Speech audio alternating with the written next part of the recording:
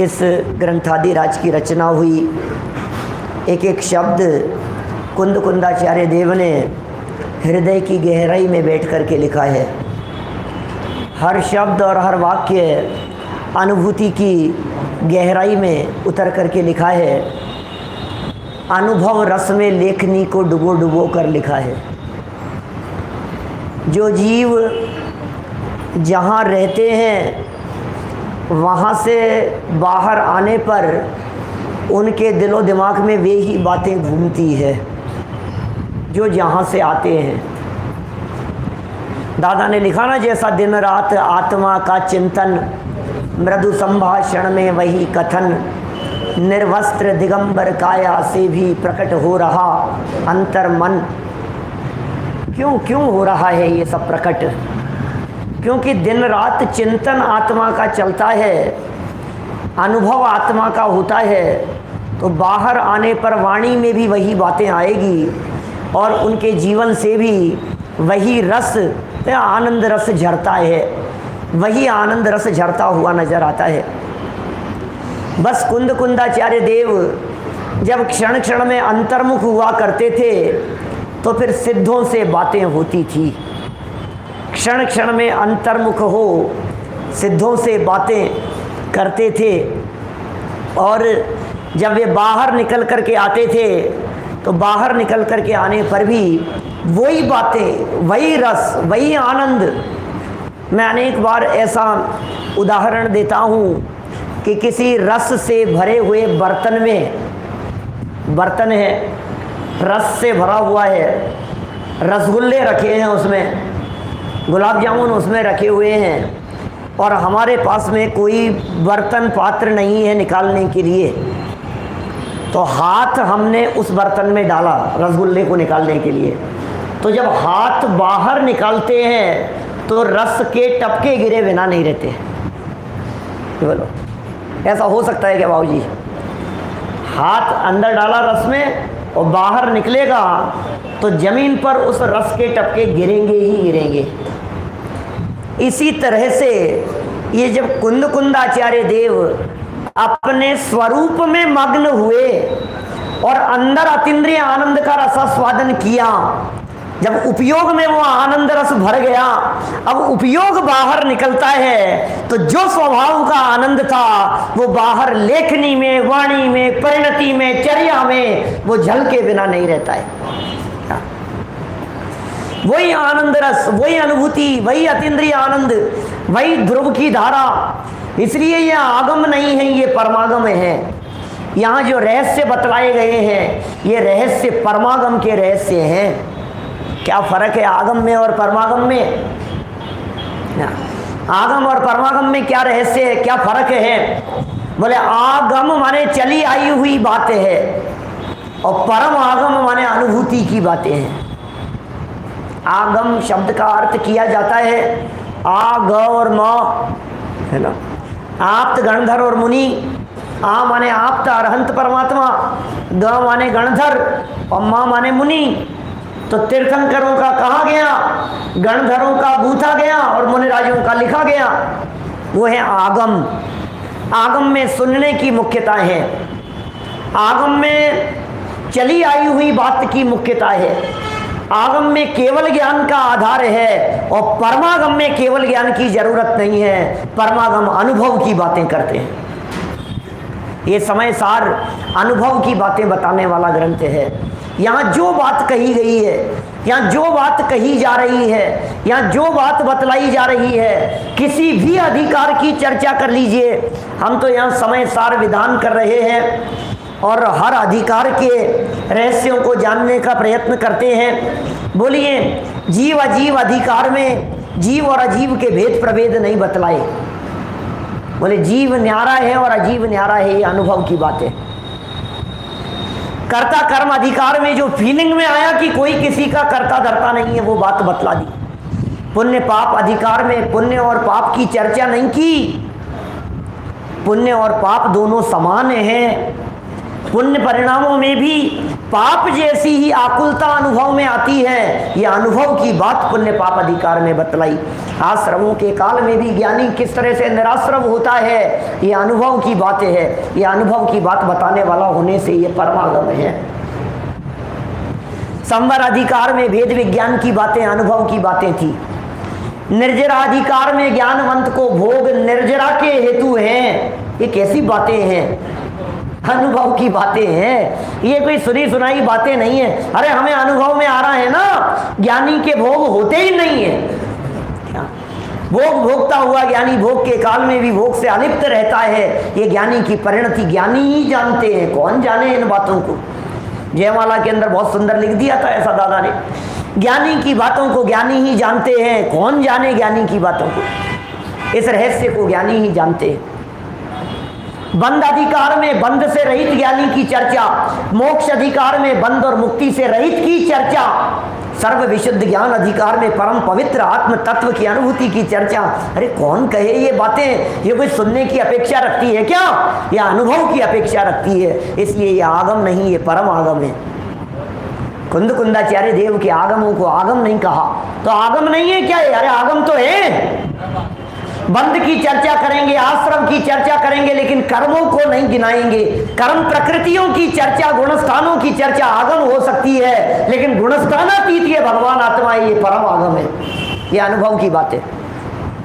बंध के काल में बंध से रहित ये चर्चाएं यहाँ चल रही है। कर्ता कर्म अधिकार का वो प्रकरण चल रहा है कि ये जीव मिथ्यात्वादी का कर्ता है क्या करता है? मिथ्यात्वादी का कर्ता कौन है? जवाब दिया गया, मिथ्यात्वादी के रूप में परिणमन करता हुआ ये जीव ही उनका करता है। जो अज्ञानी जीव मिथ्यात्वादी भावों से परिणमन करता है, वो अज्ञानी ही उन भावों का करता है। और ज्ञानी के चूंकि मिथ्यात्वादी परिणाम नहीं है, इसलिए ज्ञानी अज्ञान में भावों का करता है। जब ज्ञानी या अज्ञानी अपने मिथ्यात्वादी भावों का करता है तो ये कर्म कैसे बंधते हैं? तो जवाब दिया, बोले अपने आप बनते हैं, कोई कर्म वरम बांधता नहीं है। ये बातें 90-91 नंबर गाथा में कही है। चलिए गाथाएं पढ़ के, पद्यानुवाद पढ़ करके हम आगे बढ़ेंगे। पेज नंबर 170 ऊपर गाथा दी है, 90 नंबर की गाथा, पिछले पेज पर, इसी पेज पे है। चलो बढ़िया। हे दे सुयगो तिवि हो सुदोण रंजनो भावो जम सो करे दिभावम उवगो तस सो कता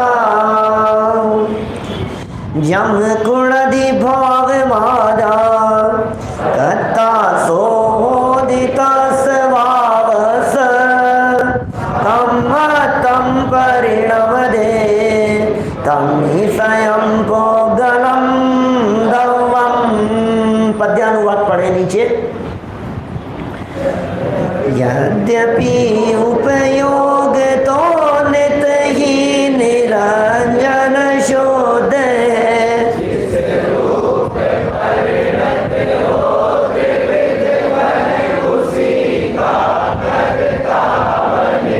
आत्म करे जिस भाव को उस भाव का करता बने, मस स्वयं ही उस समय कर्म भावे परिणामे। लोग क्या बातें कहते हैं, ये आचार्य देव है।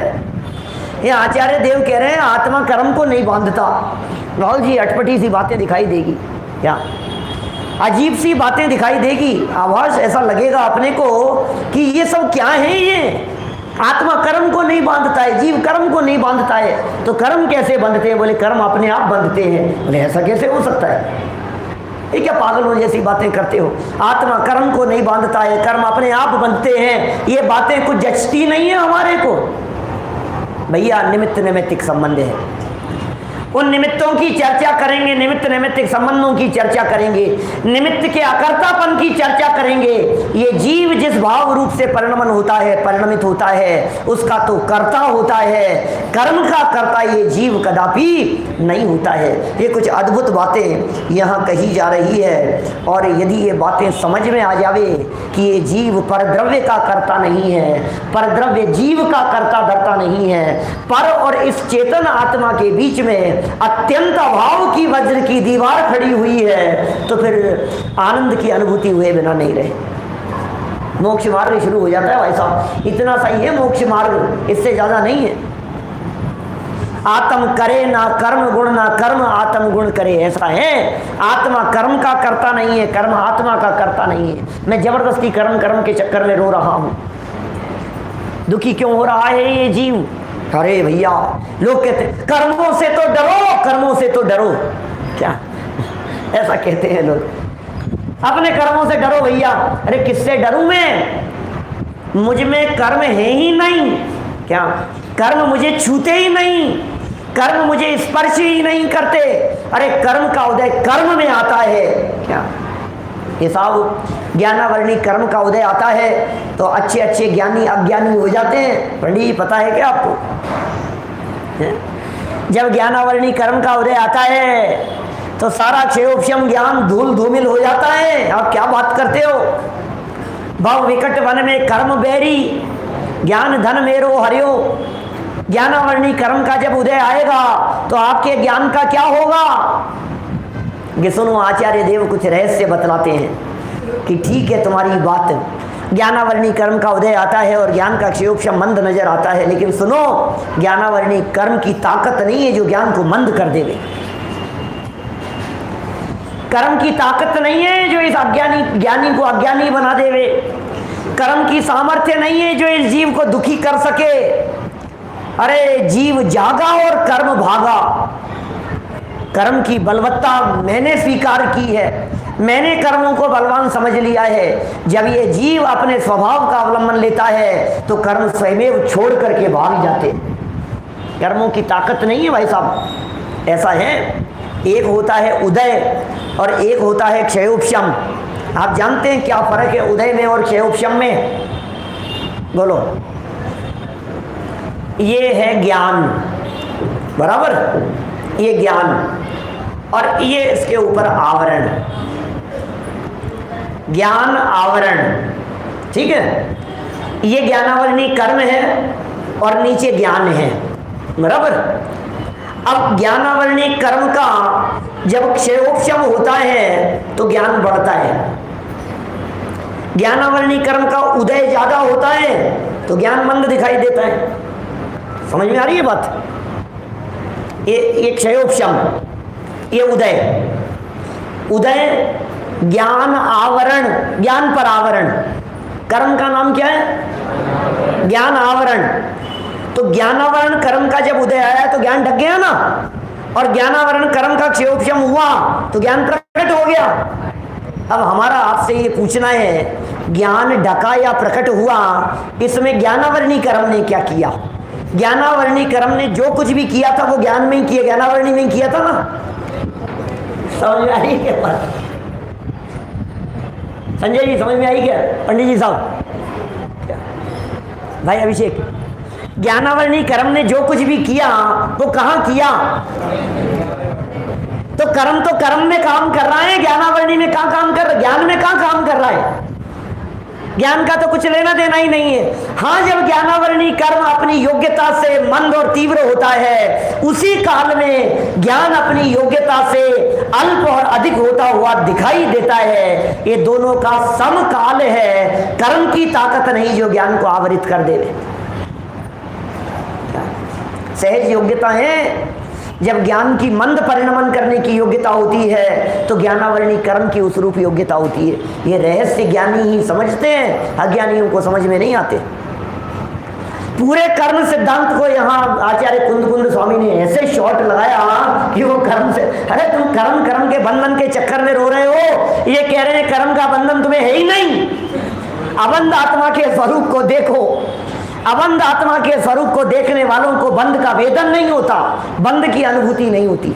अनुभव तो करके देखो, ये बातें और ये रहस्य है इन गाथाओं में बताया जा रहा है। चलिए टीका पढ़ते हैं अपन 171 नंबर पेज पर। कर्ता कर्म भाव और निमित्त नैमित्तिक संबंध के बड़े सुंदर समन्वय की चर्चा इन गाथाओं की टीका में हुई है। देखिए, यद्यपि मिल गया सभी को, यद्यपि परमार्थ से उपयोग शुद्ध निरंजन एवं अनादि निधन वस्तु के सर्वस्वभूत चैतन्य मात्र भावपने से एक प्रकार का ही है। क्या कह रहे हैं भाई साहब? यद्यपि परमार्थ से, हकीकत तो यही है, यद्यपि परमार्थ से निश्चय नहीं की बात तो यही है। क्या बात है कि उपयोग तो शुद्ध है। यद्यपि सच्ची बात तो यही है कि उपयोग तो शुद्ध है, निरंजन है, उपयोग में अंजन नहीं है, ज्ञान में आवरण नहीं है। यद्यपि उपयोग तो नित्य ही शुद्ध है, निरंजन है, अनादि निधन है। अनादि निधन, अनादि अनिधन। अनादि निधन का अर्थ क्या होता है? आदि दीपक है ये अ, जब इसका संधि विच्छेद किया जाता है तो अ इधर से उठकर उधर बगल में भी चला जाता है। तो अनादि और अनिधन माने अनादि अनंत, या अनादि अनिधन वस्तु के सर्वस्वभूत चैतन्य मात्र भावपने से एक प्रकार का ही है। कौन? उपयोग। उपयोग तो एक ही प्रकार का है, उपयोग तो उपयोग स्वरूप है, ज्ञान तो ज्ञान रूप ही है सदा काल। तथापि अनादि से ही अन्य वस्तुभूत मोह, ये मोह अन्य वस्तु है। देखिए, द्रव्य मोह तो अन्य वस्तु है ही। क्या कहा? क्योंकि वो तो द्रव्य कर्म है, वो तो परद्रव्य है। लेकिन ये जो भावाश्रव है ना, ये भी अन्य वस्तु है। क्या? ये जो मोह का परिणाम, दो तरह के मोह, एक द्रव्य मोह और एक भाव मोह। तो द्रव्य मोह कर्म की प्रकृतियां, मोहनी नाम कर्म की प्रकृतियां, मोहनी नामक कर्म की प्रकृतियां, वो द्रव्य मोह हैं जैन साहब। अब वो तो द्रव्य मोह है। अब भाव मोह क्या है कि उसके उदय के निमित्त से जीव के होने वाले राग द्वेष परिणाम, मोह परिणाम, वो भाव मोह है। तो बोले द्रव्य मोह तो अन्य वस्तुभूत है। अब भाव मोह का क्या होगा? बोले भाव मोह भी अन्य वस्तुभूत है। कैसी बात कर रहे हो आप विराग जी? द्रव्य मोह तो पर वस्तु समझ में आता है, भाव मोह अन्य वस्तुभूत कैसे होगा? कि तुम पहले ये नक्की करो कि तुम कौन हो। कि मैं हूं जीव तत्व। क्या अच्छा तुम जीव तत्व हो? और ये भाव मोह कौन सा तत्व है? बोले ये आश्रव तत्व है। तो मैं जीव तत्व और ये आश्रव तत्व मुझसे भिन्न वस्तु है। क्या तत्व साथ है ना? क्या तत्व साथ हैं? इन 7 तत्वों में से मैं कौन सा तत्व हूं? द्रव्य और तत्व में क्या फर्क है? सब जानते होंगे, मुझे मालूम है, स्वाध्यायी सभा है। मैं तो कुछ अलग एंगल से बात करने की दृष्टि से आपसे पूछ रहा हूं। जीव द्रव्य और जीव तत्व का अंतर, ये तो सब अंतर आपको पता है। इतना तो सब जानते हैं कि जीव तत्व में मैं और जीव द्रव्य में सब। जानते नहीं ये अंतर तो सब, है ना? जीव द्रव्य में 3 लोक के समस्त जीव, अनंतानंत जीव शामिल हैं जीव द्रव्य में। और जीव तत्व में मैं अकेला। अब मैं ये कह रहा हूं जीव द्रव्य और जीव तत्व में क्या फर्क है, जरा ध्यान देना। जब जीव द्रव्य कहा गया है क्या, तो वहां वस्तुओं की चर्चा है, पदार्थों की चर्चा है। और जहां तत्वों की चर्चा है वहां पदार्थ के साथ साथ पर्यायों की चर्चा है। द्रव्य और तत्व में क्या फर्क है? क्या यहां 6 द्रव्यों में से 5 द्रव्यों से भिन्न मैं जीव द्रव्य हूं, और 7 तत्वों में 6 तत्वों से भिन्न मैं जीव तत्व हूं। तो जब 6 तत्वों से भिन्न बतलाया गया तो अजीव तत्व तो जीव तत्व नहीं है ना। आश्रव तत्व तो जीव तत्व नहीं है, बंध तत्व तो जीव तत्व नहीं है, संवर निर्जरा और मोक्ष तत्व तो जीव तत्व नहीं है। इसका मतलब जीव तत्व में विकारी और अविकारी दोनों प्रकार की पर्यायें शामिल नहीं है, वो जीव तत्व है। विकारी पर्याय आश्रव बंध तत्व, निर्मल पर्याय संवर निर्जरा मोक्ष तत्व। तो मैं आश्रव बंध तत्व हूं कि जीव तत्व हूं? मैं संवर निर्जरा तत्व हूं कि जीव तत्व हूं? क्या मैं मोक्ष तत्व हूं या जीव तत्व हूं?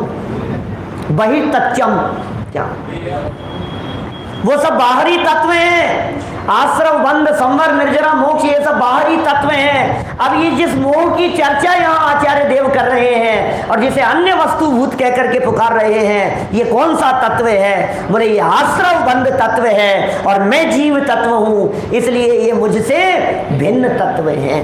ओहो, क्या कह रहे हैं? ऐसे मोह के साथ संयुक्तता के कारण क्या करें भैया, गलती मेरी है, साथ किसका पकड़ लिया? जिसका साथ पकड़ लिया वैसा तो भुगतना ही पड़ेगा। अन्य वस्तुभूत मोह के साथ संयुक्तता के कारण, संयुक्त वाला बोल, असंयुक्त वाला बोल 14वीं गाथा का क्या? अबद्ध स्पष्ट अनन्य नियत अविशेष और असंयुक्त। वहां असंयुक्त कहकर के क्या कहा 14वीं गाथा की टीका में? रागादि से रहित वाला बताया। क्या वही बात कह रहे हैं, मोहादि से रहित। और ये मोह से संयुक्त हो गया, ये रागादि से संयुक्तता के कारण विकार के निमित्त से, विकार निमित्त है, ये विकार के निमित्त से अशुद्ध सांजन। ये सांजन क्या होता है? ये है सांजन है कि साजन है? सांजन क्या है? संजन, ऊपर कहा था निरंजन। यद्यपि आत्मा निरंजन है, लेकिन मोह का साथ पकड़ लेने के कारण वो निरंजन भी सांजन हो जाता है। मेरे ख्याल में सांजन शब्द क्या है? निरंजन का विपरीत शब्द है सांजन।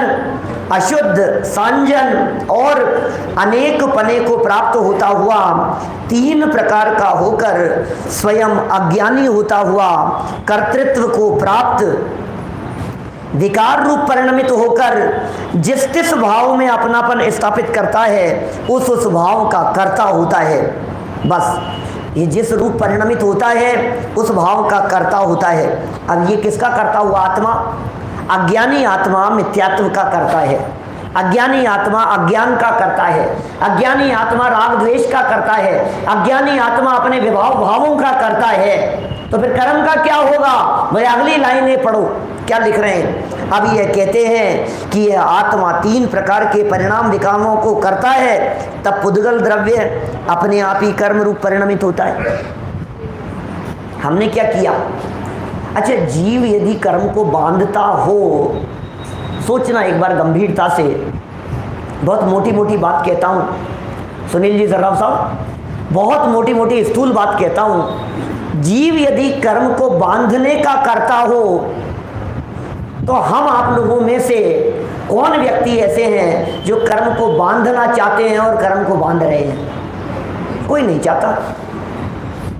आप बांधते हो ना कर्मों को, बांधो आप, छोड़ो आप। यदि जीव उस बांधने की क्रिया का करता हो, कर्म बांधने की क्रिया का करता, तो कौन बांधे दुनिया में? पाप कौन बांधेगा? नरकायु कर्म कौन बांधेगा? अरे मैं जब बहुआरत्व विरम्भ परिग्रहत्वम नारकस्य इस रूप परिणमन करता हूं, बहुआरंभ परिग्रहत्वम इस रूप जब मेरा परिणाम होता है, तो नरकायु कर्म स्वयं आकर के बंधता है। माया त्रियग योनस्य, जब मेरी मायाचार रूप परिणति होती है, तो फिर स्वयं ही वो कर्म आकर के बंधन को प्राप्त होते हैं, तिर्यंच गति रूप। अल्प आरंभ परिग्रहत्व मानुष्य, अल्प आरंभ और अल्प परिग्रह रखने का जब परिणाम होता है, स्वभाव मार्दवंच, ये जब परिणाम होते हैं तो स्वयं भी मनुष्यायु देवायु निशील व्रतत्वम च सर्वेशाम, सब स्वयं होती है, अपने आप ही कर्म बनते हैं। कौन चाहता है कर्मों को बांधना? हम में से कोई ऐसा नहीं चाहता है कि हम नरक जाएं, तिर्यंच में जाएं, अशुभ गतियों की प्राप्ति होवे, एकेंद्री में चले जाएं और अनंत काल तक रुलते रहें, तो फिर क्यों हो गया कि हमने काम ऐसे किए थे। क्या ये कर्म बांधते नहीं है, कर्म बांधना नहीं चाहते हैं, क्योंकि कर्मों के पास में न ज्ञान है और ना ही बलवानपना है। चलिए इसी बात को यहाँ सिद्ध कर रहे हैं। जब ये प्रश्न मतलब जब ये बात कही गई कि कर्म अपने आप बंधते हैं, तो शिष्य के चित्त में प्रश्न खड़ा होता है, आप लोगों के चित्त में भी होना चाहिए, हाउ इट इज पॉसिबल, ये कैसे होगा, अपने आप ही कर्म बन जाएंगे। क्या पोपावाई का राज मचा रखा है तुम लोगों ने, अपने आप ही हो जाएगा, ऐसे कैसे हो जाएगा, हम करेंगे तो होगा, काम किया नहीं आपने और काम हो जाएगा, ऐसे कैसे हो जाएगा भाई साहब। तो जवाब दे रहे हैं भैया यही तो संबंध है। जरा सुनिए आगे वाले पेज पर, आत्मा जिस भाव को करता है स्वयं ही उस भाव रूप परिणमित होने से साधक की भांति उस भाव का कर्ता होता है। समझना, बहुत मार्मिक बात कह रहे हैं और बड़े सुंदर उदाहरण दे रहे हैं। 3 ऐसे उदाहरण दे दिए जिन उदाहरणों की गहराई में जाकर के देखेंगे तो आपको पता लगेगा यार ये सब बातें ऐसी भी होती है, ऐसा भी होता है भाई साहब, कि हाँ ऐसा भी होता है। कैसा? आत्मा जिस भाव को करता है स्वयं ही उस भाव रूप परिणमित होने से साधक की भांति उस भाव का कर्ता होता है, और आत्मा के उस भाव के निमित्त भूत होने पर पुद्गल द्रव्य कर्म रूप स्वयं परिणमित होते हैं। ऐसा है, यद्यपि वे पुद्गल स्वयं परिणमित होते हैं लेकिन बिना निमित्त के नहीं होते। काम होता है तो निमित्त भी होता है। अरे निमित्त की स्वीकृति की बात कर रहे हैं कुंदाचार्य अमृत चंद्र स्वामी, यहाँ निमित्त को स्वीकार भी करना और कर्ता भी नहीं मानना, निमित्त का निषेध भी नहीं करना। निमित्त होता है, 100% होता है, क्या निमित्त को स्वीकार भी करना और कर्ता मान लिया तो बोले मारा गया। ये बैलेंस की बात कर रहे हैं। जिस प्रकार मंत्र की साधना करने वाला साधक, अब जरा देखो इनकी शक्तियां, इन पौद्गलिक शक्तियों को देखो, इन पुद्गलों के परिणमन की शक्तियों को देखो।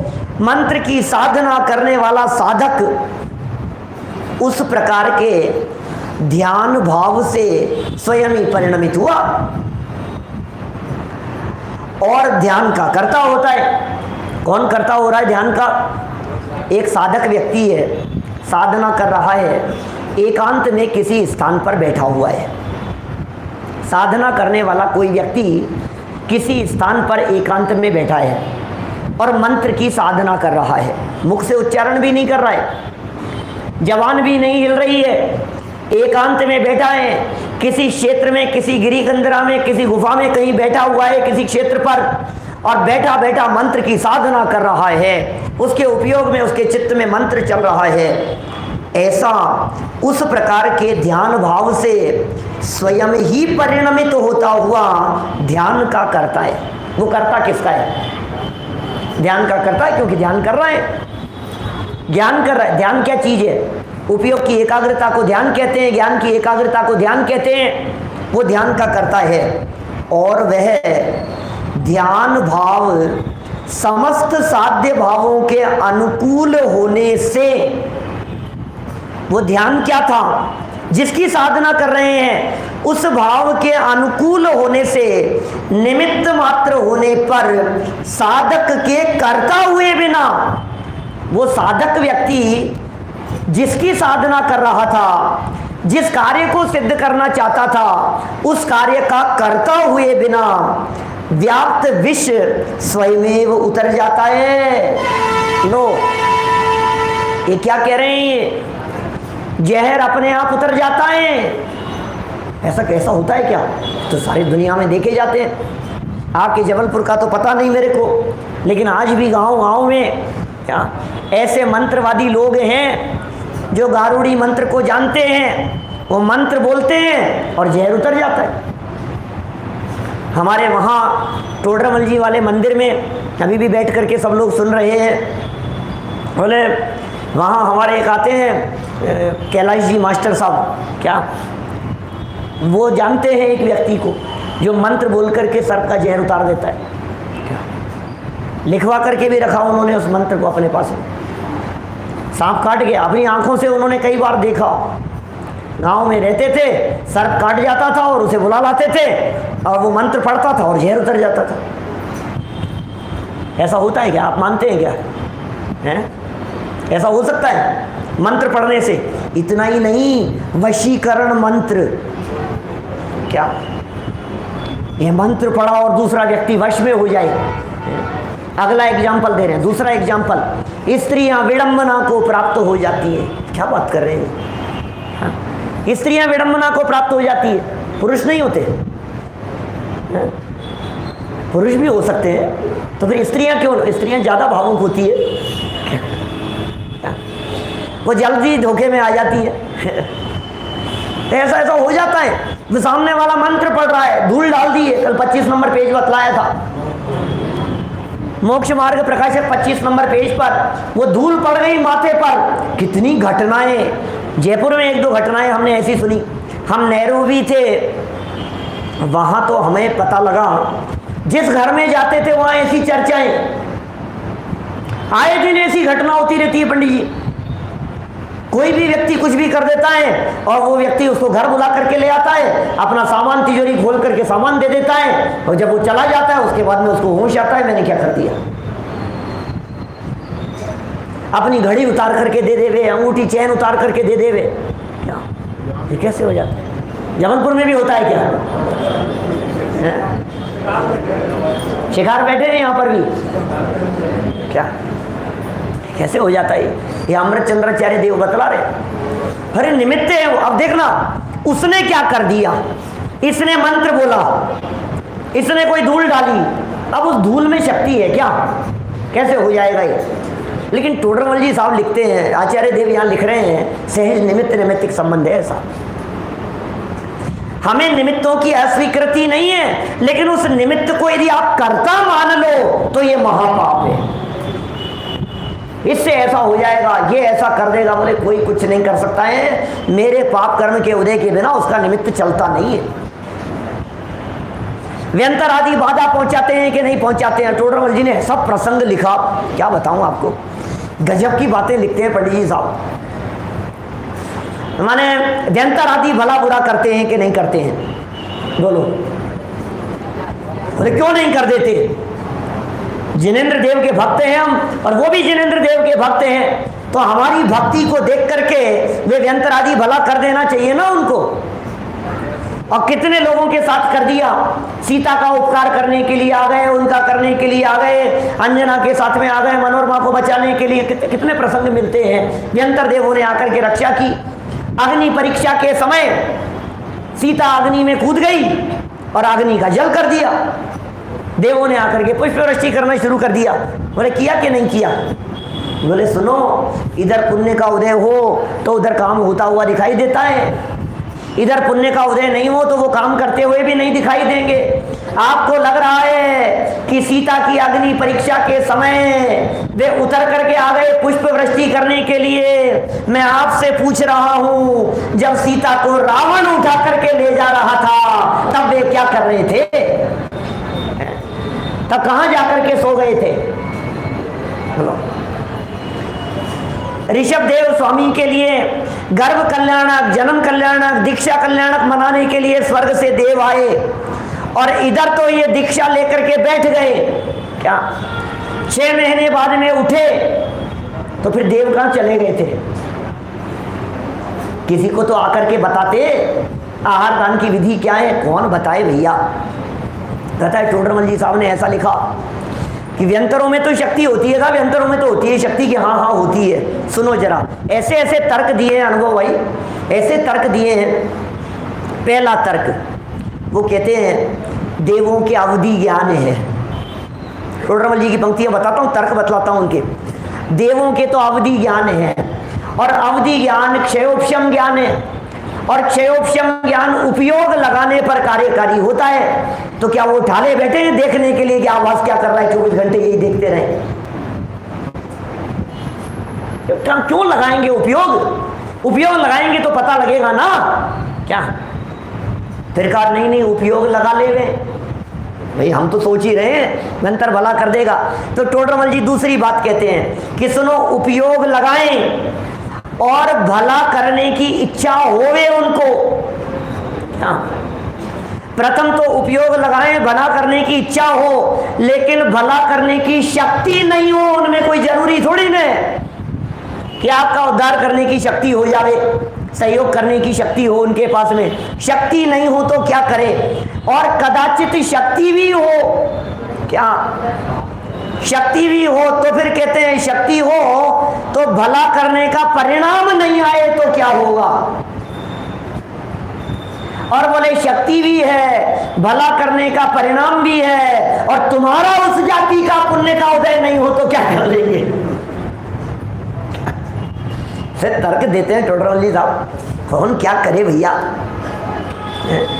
हमने मंत्र पढ़ देंगे और ऐसा हो जाएगा, हम ऐसा मंत्र पढ़ देंगे ऐसा हो जाएगा। अरे कुछ नहीं होगा, क्या कर लोगे तुम कि साहब तुम्हें पता नहीं है मंत्रों की शक्ति की। हमें सब पता है, स्वयं में वो होती है, होने योग्य होवे तो होवे भैया, कोई करने वाला नहीं है। दो उदाहरण हो गए। पहला उदाहरण दे दिया, विश्व स्वयमेव उतर जाता है। दूसरा एग्जाम्पल दिया, स्त्रियां स्वयमेव विडंबना को प्राप्त हो जाती है। और तीसरा एग्जाम्पल दिया, बंधन स्वयमेव टूट जाते हैं। मान तुंगाचार्य देव के टूटे थे कि नहीं टूटे थे? क्या है? अमृतचंद्राचार्य देव कह रहे हैं हमें इस चक्कर में उलझना नहीं है, हो जाता है, हमें क्या दिक्कत है। तुम रोज आकर के कहोगे ऐसा हो गया, उनके यहाँ ऐसा हो गया है, उनके यहाँ कपड़े जल गए अलमारी के अंदर, नीचे वाले नहीं जले, ऊपर वाले जल गए, और ऊपर वाले नहीं जले, नीचे वाले। तो तुम करोगे बातें, हो जाता है, हमें क्या दिक्कत है, हमें स्वीकार है। अरे ऐसा कैसे हो जाता है, कैसी बातें कर रहे हो आप, हो जाता है। रेकी करते, रेकी से हो जाता है क्या? आप रेकी को मानते हो क्या? क्या है? कर्ता कर्म नहीं है, निमित्त निमित्तिक होता हो तो होता हो, हमें क्या ऐतराज है उसमें? क्या अरे हमें उस झगड़े में नहीं उलझना। वो मानतुंगाचार्य देव के ताले टूटे थे कि नहीं टूटे थे, क्या हमें इस चक्कर में नहीं उलझना है। अरे हो जाए तो हो जाए, क्या लेना देना है, क्या उसमें हमें क्या ऐतराज है। घटना हो गई होगी तो हो गई होगी, लेकिन इतना तो नक्की है कि ताले तोड़ने के लिए उन्होंने भक्तामर नहीं लिखा था। क्या और भक्तामर से यदि ताले टूटते हो तो सब चोरों को भक्तामर याद कराओ ना। वो बेचारे लगे रहते हैं ताले तोड़ने के लिए। भैया एक काम करो, किसी भी घर में घुसो, दरवाजे पर जाकर भक्तामर का पाठ करो, ताला खुल जाएगा। अंदर जाके अरे नहीं भैया कुछ नहीं है। सहज भक्ति की थी उन्होंने तो। और मैं आपसे पूछता हूँ, जब उनको जेल में डाला गया होगा, पता नहीं जो कुछ भी घटनाएं क्या सच्ची है, किंवदंतियां मिलती है इस तरह की, अंदर कॉपी पेन लेके भेजा होगा उनको कि जाओ भैया तुम कॉपी पेन लेकर के बैठो, एक एक रचना कर रहे होंगे, वो लिख रहे होंगे। कैसा हुआ होगा? जो भी हुआ हो सो हुआ हो। मंत्र से ताले टूट जाते हैं, ये बातें अमृतचंद्राचार्य देव ने भी सुनी थी, तभी तो लिख रहे हैं। बंधन टूट जाते हैं, क्या टूट जाते हैं। अमिताभ बच्चन ने भी तोड़ दिए थे तूफान मूवी में, क्या पानी में उसको बांध करके पटक दिया था, उसमें पड़ा, कुछ जाप किया और सब टूट टाट गया, बाहर निकल करके आ गया। हो जाता है। क्यों भैया अंकित भाई? नहीं है ऐसा। तो कुछ भी मंत्रों के माध्यम से काम हो जाते हैं, लेकिन निमित्त नैमित्तिक संबंध है, ये बताना चाह रहे हैं हम तो यहाँ।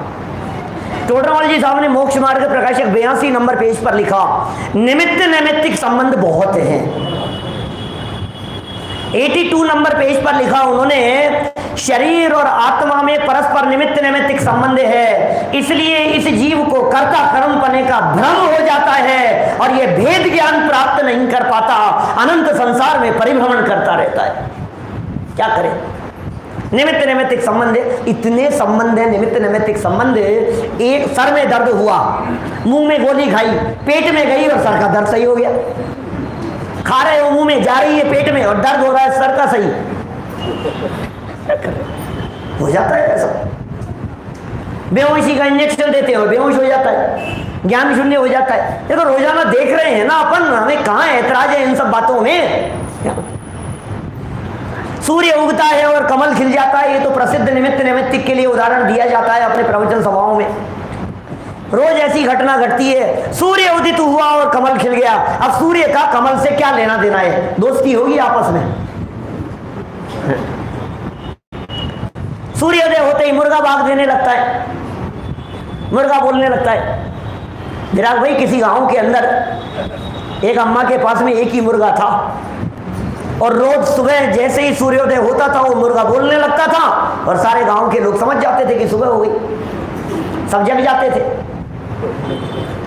एक दिन क्या हुआ कि उस अम्मा की किसी से तू में हो गई, बहस हो गई, झगड़ा हो गया, और सबने मिलकर के नक्की किया कि इनको निकाल दो, अम्मा को यहाँ से, गांव से बाहर निकाल दो। तो अम्मा ने कहा, देखो तुम मुझे गांव से तो निकाल रहे हो, मैं यदि जाऊंगी तो मुर्गा भी ले जाऊंगी। तो बोले उससे क्या होगा कि मैं मुर्गा ले जाऊंगी तो तुम्हारी सुबह कौन करेगा? मुर्गा नहीं होगा तो सुबह नहीं होगी। मुर्गे से उस सूर्य के उदय का, या सूर्य के उदय से मुर्गे का क्या रिलेशन है? सारे जिनागम में ऐसे निमित्त नैमित्तिक संबंध। अमृत चंद्राचार्य देव कह रहे हैं, अरे भाई मंत्रवादी ने मंत्र पढ़ा कहीं बैठ करके, इधर मंत्र पढ़ा गया और उधर काम हो गया, यहां से वहां तक कोई तार जुड़ा हुआ नहीं है, लेकिन काम होने की उधर योग्यता होती है, तो इधर मंत्र इस तरह का पढ़ा जाता है क्या? इस बात को सुनकर के कोई ऐसा नहीं समझ लेना कि 11,000 हमने भी लिखा दिए थे, हमारे भी घर में समस्या मिट जाएगी। उधर वो पढ़ देंगे क्या और इधर समस्या मिट जाएगी, इस धोखे में मत रहना। करे कोई और फल मिले किसी और को, हमारे यहाँ ऐसा नहीं होता क्या? नहीं तो वो जब चलता है ना, अष्टानी का पर्व चल रहा है अभी, तो क्या सिद्ध चक्र विधान चलता है पूरे दुनिया भर में। आज अभी इस समय में दिल्ली में कम से कम 50 जगह सिद्ध चक्र विधान हो रहा है क्या? 50 मंदिरों में सिद्ध चक्र विधान हो रहा है, और हर अष्टानिका में 50-60 जगह सिद्ध चक्र विधान होता है वहां, हर अष्टानिका में। और सिद्ध चक्र से क्या होता है? कुष्ठ रोग दूर होता है ना? कुष्ठ रोग दूर होता है। वो मैना सुंदरी ने तो कौन सा सिद्ध चक्र विधान किया होगा? संत लाल जी कवि वाला, यही वाला किया होगा ना? संत लाल जी कवि वाला नहीं किया था मैना सुंदरी ने। ये तो अभी 250 साल पहले लिखा गया है, और वो तो चौथे काल की घटना है, तो कौन सा सिद्ध चक्र विधान किया था? और यदि ये घटना सिद्ध चक्र विधान करने से कुष्ठ रोग दूर होता है, ऐसा मान लिया जाए क्या, तो हिंदुस्तान में कुष्ठ रोगियों की कमी नहीं है। बिठाओ एक बार उनको सबको और कराओ सिद्ध चक्र विधान। क्या होना चाहिए सबका कुष्ठ रोग दूर।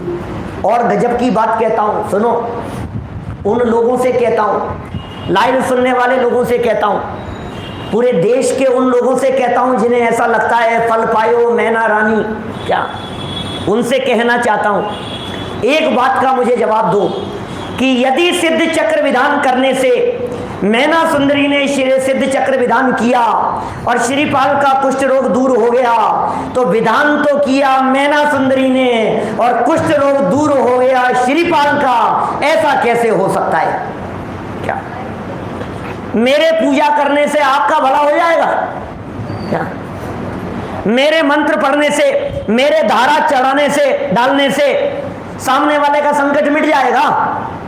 और यदि मिट जाए, आप ऐसा मानते हो, कोई व्यक्ति यदि ऐसा मानता है, तो फिर मैं ऐसा भी कर सकता हूं कि उल्टा मंत्र पढ़ करके तुम्हारी दुकानदारी मिटा दूंगा।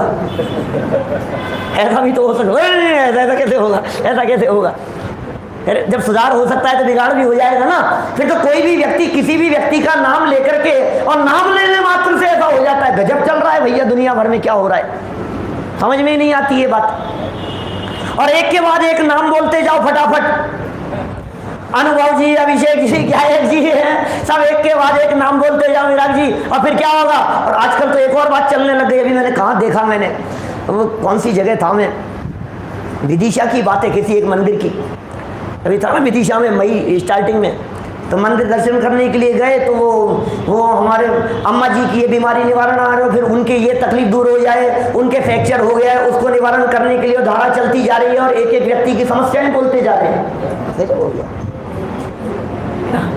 ये गजब चल ऐसा चलता है, यहाँ भी होता है। क्या बात कर रहे हो यार, जबलपुर में तो नहीं होना चाहिए भैया,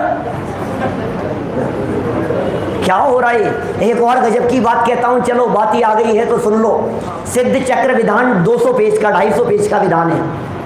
250 पेज के विधान में पूरे दुनिया भर में जहां जहां विधान हो रहे हैं, सिद्ध चक्र विधान हो रहे हैं, पूरे विधान में संत लाल जी कवि 250 पेजों में 2.5 लाइन तो लिखते कहीं श्रीपाल मैना सुंदरी के लिए। 250 पेज में 2.5 लाइन भी नहीं है, 250 पेज के विधान में एक शब्द भी नहीं है। 250 पेज कहीं से भी छपा हो दुनिया में किसी भी जगह से सिद्ध चक्र विधान उठा करके देखना, श्रीपाल मैना सुंदरी का नाम ही नहीं है। अरे कह रहे हैं इन्होंने किया और उनका हो गया, उनका हो गया, ये क्या चक्कर है। होता है कि नहीं होता है कि साहब हमने तो किया था भैया, देखो हमारी तो तबीयत ठीक हो गई होगी यार, हमें क्या लेना देना। क्या बताएं। टोडरमल जी ने 7 नंबर पेज पर लिखा, अनंत आदि से प्रयोजन की सिद्धि होती है कि नहीं होती है। क्या फिर लिखा एक प्रकरण 7 नंबर पेज पर, अनंत आदि से लौकिक प्रयोजन की सिद्धि होती है या नहीं होती है। बोले हो जाती है। खोल के देखो ग्रंथ, 7 नंबर पेज पर लिख रहे हैं, वहां हो जाती है, चिंता मत हो जाएगी। साहब पंडित जी क्या कह रहे हो आप, लौकिक प्रयोजन की सिद्धि हो जाती है। हाँ हो जाती है। और नीचे उतर करके सेकंड लास्ट लाइन में लिखा उसी पेज पर, लेकिन ऐसे प्रयोजन के अर्थ भगवान की भक्ति स्तुति करने वाला तो महापापी है।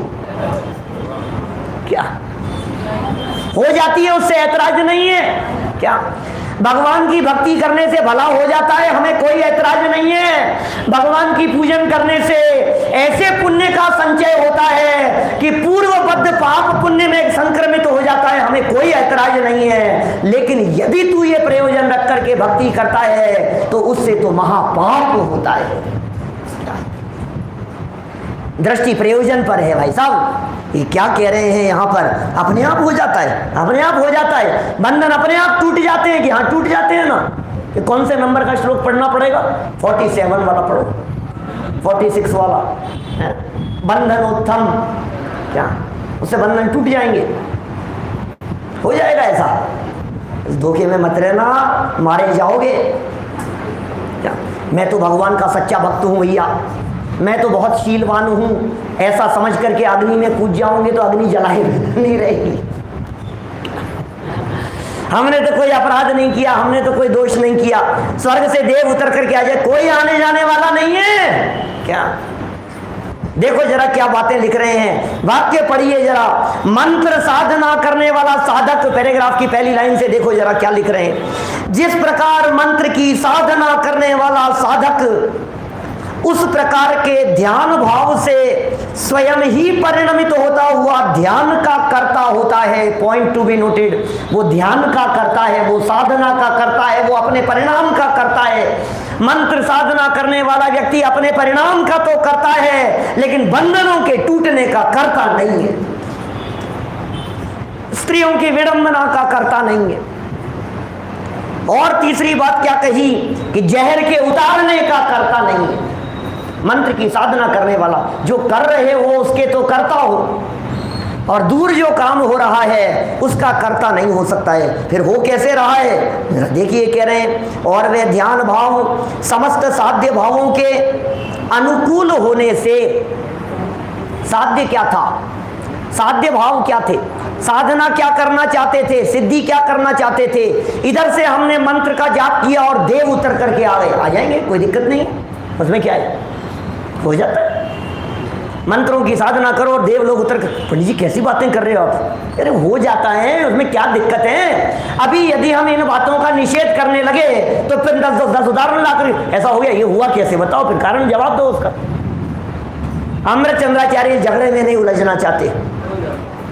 अमृतचंद्राचार्य देव कह रहे हैं होता है, कोई बात नहीं, हो सकता है अमृतचंद्राचार्य देव के आसपास की घटना हो, मानतुंगाचार्य देव की लगभग 1000 वर्ष पुरानी घटना है ना, 1000 साल पहले हुए अमृतचंद्र स्वामी।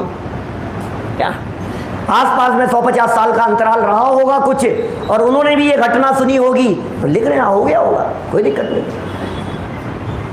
मंत्र से इधर मंत्र पढ़े होंगे, जो भी हुआ होगा, मंत्र से बंधन टूट जावे तो आश्चर्य नहीं है। तो कह रहे हैं निमित्त मात्र होने पर, निमित्त मात्र होने पर ओहो, साधक के करता हुए बिना, साधक के करता हुए बिना वो करता नहीं है। करता तो अपने ही परिणामों का है, साधक के करता हुए बिना व्याप्त विष शरीर में चढ़ गया था, जहर व्याप्त हो गया था, ये व्याप्त विष स्वयं उतर जाता है, अपने आप उतर जाता है, जहर अपने आप उतर जाता है, और स्त्रियां विडंबना को प्राप्त होती हैं और बंधन स्वयं टूट जाते हैं। ऐसा ही इस जगत में निमित्त नैमित्तिक संबंध देखा जाता है। अरे घने हैं भाई साहब, कितने घने हैं। जादू का खेल नहीं देखा आपने? वो फूल डालता है, कबूतर निकाल देता है, ऐसे निकालता जाता है, कबूतर उनको उड़ाता जाता है। कहाँ से आ रहे हैं, क्या हो रहा है ये कैसे हो रहा है, कैसे बना दिए उसने? तो हो गया होगा, क्या दिक्कत है, उद्गल है। वो एक ऐसी लकड़ी ऐसी लाता है और उसमें से फूलों की माला निकाल देता है। ये क्या हुआ, ये कुछ भी नहीं था, लोटा खाली था, जल निकाल देता है। हो जाती है ना इस तरह की घटनाएं। जादू के खेल तो देखे होंगे आपने, क्या जादूगर चौराहों पर खेल दिखाने के लिए आते थे पहले, तो बचपन में तो बहुत देखे हैं, अभी तो देखे नहीं, 10-5 साल 15 साल में, तो 15-20 साल 25 साल में अभी भी आते हैं क्या कहीं? पहले आते थे, हम डमरू बजाते थे और चारों तरफ भीड़ इकट्ठी हो जाती थी, और फिर क्या करते थे, तो कुछ भी ऐसा, बताओ किसकी जेब में है, और किसी की जेब में से लोहे का गोला निकल जाता था। ये कैसे हो गया, ऐसा कैसे हो गया? कपड़े से ढक देते थे किसी चीज को और पेड़ उग जाता था, कहीं आम उग जाता था, कहीं कुछ और हो जाता था। कैसे कैसे हो कैसे जाता है ये? बोले हो जाता है, कोई दिक्कत नहीं है, उसमें क्या है, निमित्त नैमित्तिक संबंध है, बहुत घने हैं। दुनिया भर में इस तरह की बातें देखी जाती है। देखिए बतलाते हैं आगे, समय हो गया अपना, देखो पढ़ देता हूँ, टीका तो पूरी कर देता हूँ, फिर कल और आगे बढ़ेंगे अपन। इसी प्रकार यह आत्मा अज्ञान के कारण मिथ्या दर्शनादिक भाव रूप स्वयं परिणमित होता हुआ, यह आत्मा मिथ्या दर्शनादि भावों रूप स्वयं परिणमित होता हुआ, ये स्वयं परिणमित होता है। फिर होता क्या है स्वयं परिणमित होता हुआ? मिथ्या दर्शनादि भाव का कर्ता होता है, और वे मिथ्या दर्शनादि भाव पुद्गल द्रव्य को कर्म रूप परिणमित होने में, भाव मेरे, पुद्गल द्रव्य, वो द्रव्य स्वतंत्र, उसको परिणमित होने में अनुकूल होने से निमित्त मात्र होने पर आत्मा के कर्ता हुए बिना, आत्मा के कर्ता हुए बिना पुद्गल द्रव्य मोहनीय, ज्ञानावरणीय, दर्शनावरणीय, वेदनीय, अंतराय, आयु, नाम, गोत्र, कर्म रूप स्वयमेव परिणमित होते हैं। ये स्वयमेव ही इस रूप परिणमित हो जाते हैं। सहज ही इस तरह का निमित्त नैमित्तिक संबंध है, और हमें इस बात में किसी भी प्रकार का कोई ऐतराज नहीं होना चाहिए। कर्ता कर्म संबंध नहीं है, निमित्त नैमित्तिक संबंध है। कर्ता कर्म संबंध स्वीकार कर ले वे यदि निमित्त नैमित्तिक में, यही अनादिकालीन भ्रांति है, और हमारी अनादिकालीन यह भ्रांति मिटे, निमित्त नैमित्तिक में कर्ता कर्म पने का भ्रम ना होवे, ये भ्रांति मिटकर सम्यक ज्ञान प्रकट हो, इसी मंगल भावना से बात को यहीं विराम देते हैं।